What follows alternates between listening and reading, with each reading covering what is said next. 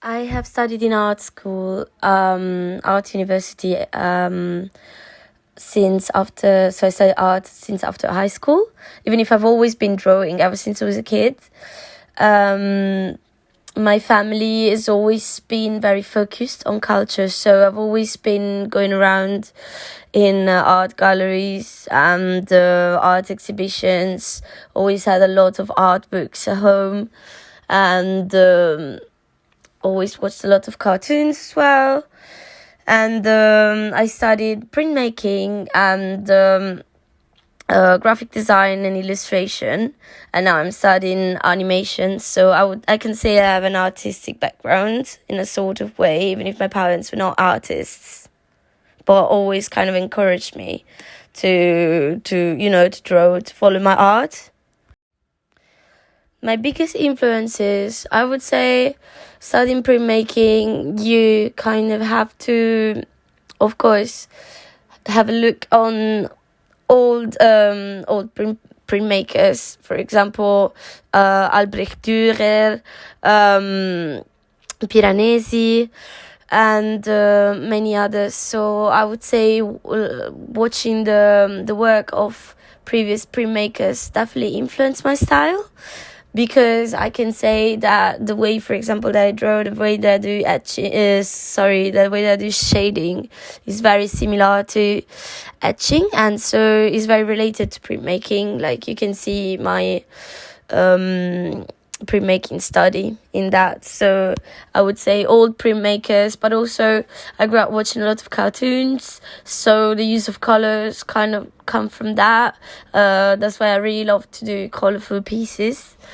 And surrealist artists definitely influenced my work a lot.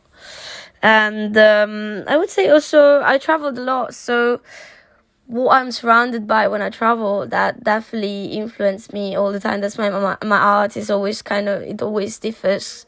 Like, wherever I go, I do different things because they just get influenced by what I see around me. At the moment, I'm focusing on animation, I would say. I'm trying to build myself an animation reel because I really want to succeed in this art, because I would love to make animated music videos for artists. So I would say I'm focusing very much on animation and as well murals, because I realize how much peace it brings me to do murals. So it's another thing I'm trying to focus on a lot. And so these are the two things I'm focusing on the most at the moment. I would say the biggest challenge of being an artist is grow, but in a way, like, always kind of staying true to yourself. Like, like, when you grow, your style changes, but you still have to find a way to be sort of like recognizable. So even if you change completely, there must still be that little element that will make people say, "Oh, this is this is Robin, this is that artist." And so I would say this is the biggest challenge. And on non-artistic way, I would say networking is so hard. Like, being able to find people that are willing to invest in your art, that's really hard, especially when you live in such a competitive city like London is. That's really that can be very challenging, especially for me, that I'm not like prone to networking that much. What advice would I give to my younger self? Don't waste your time. Don't waste your time playing games, doing stupid things. Use your time actually growing your skills, because no one is gonna, like, especially now that you're so good at absorbing informations, don't just leave it there, and do what you like. Trust yourself. Don't trust other people in thinking what is best for you. Trust yourself, because only you know what is best for you. So don't waste your time. Go and take what you want to do. I would say when I was doing screen printing, it happened to me to use completely natural material. For example, inks made out of food, and not using jelly for the screen, but using instead cutouts of recycled paper. So that was quite unconventional and a bit smelly, not gonna lie, because making ink from food, that's gonna smell. But I would say that because, again, like I would say because printmaking is not that popular, that's quite unconventional itself. So just saying techniques like woodcut, etching, and so on are quite unconventional, but still, if you go and take a look in art history, it's not actually that unconventional. But apart from that, I would say I'm quite vanilla. Like, my methods are pretty much, typical. Maybe I can say in cyanotypy, that was quite unconventional, which is blueprint. But apart from that, I would say nothing really crazy.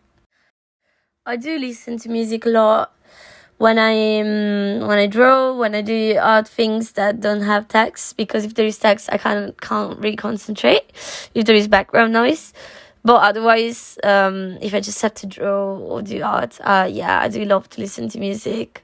It gives me energy, gives me power, keeps me concentrated. So I do listen to it a lot. The only times I wouldn't be listening to music is because I'm so concentrated that I forgot to put it on.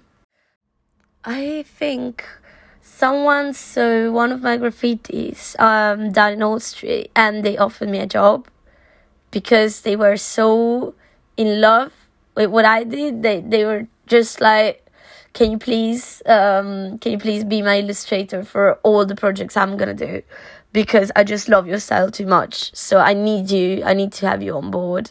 So I think that was one of the best reactions I had. What I hope people to get away from my artwork is a little bit of analysis of reality. Like, I tend to do very surrealistic pieces that don't really have a name or reason to be. So I just want people to see them, and then when they walk away, just wonder, like, why? And then maybe ask themselves, why not? Like, why always wonder why there is a reason for something? So I just want people to ask themselves questions, honestly. But then there have been a series of works that I did where there were flowers just all around, and that was just because I wanted just people to just walk away with a smile. Maybe they were having a bad day, and then they would see a flower on the wall and be like, oh, that's nice, the little smile that kind of helps all the time.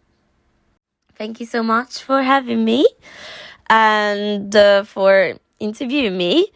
So far, there are not going to be any upcoming events, but if you are in Shoreditch area, or around East London, always keep an eye, because there might be some of my murals around. And also keep an eye on my Instagram, so that in case there are going to be any new exhibitions or so on, you're going to be instantly updated. My Instagram is Robin_Mooneye. Just moon as the moon and eye as the eye. So that's it. Thank you so much.